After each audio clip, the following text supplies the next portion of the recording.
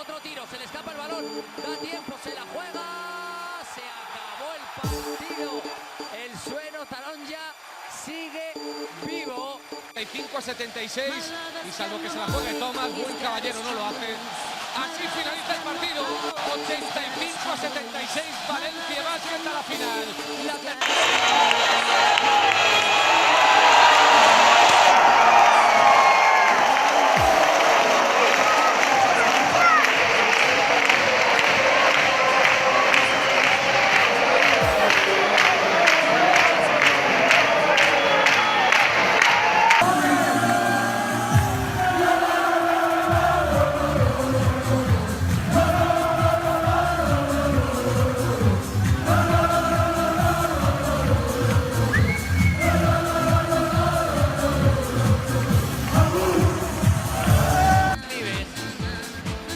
Vives contra Yul, el bloqueo de Oriola, Vive, ¡oh! Sin mirar, ganamos de bien Oriola, entonces Sato, Dios, pinta el triple, vuela, corto, el golpeo de Ramón Sato, consiguiendo otro rebote más, Hierro, el rebote para Sastre, no hay falta, Sastre revienta el aro del Real Madrid, y con este mate le da la puntilla, 87-76. Abrazos en todo el banquillo, Sato rezando, en fin. 5, 4, 3, 2, 1.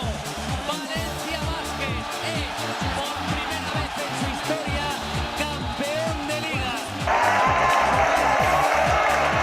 Todo el mundo dice de Dubi es loco, pero es verdad, yo soy loco. ¡La liga es nuestra!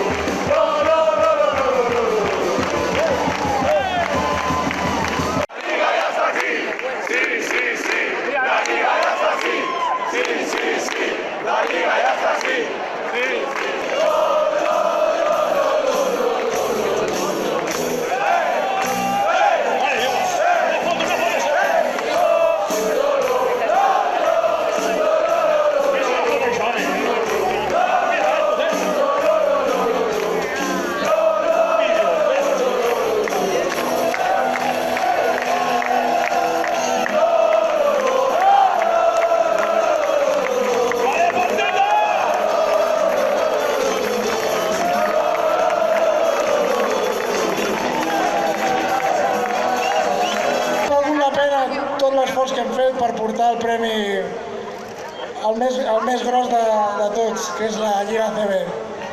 Ens ho mereixem! Moltes gràcies a tots! Amunt València!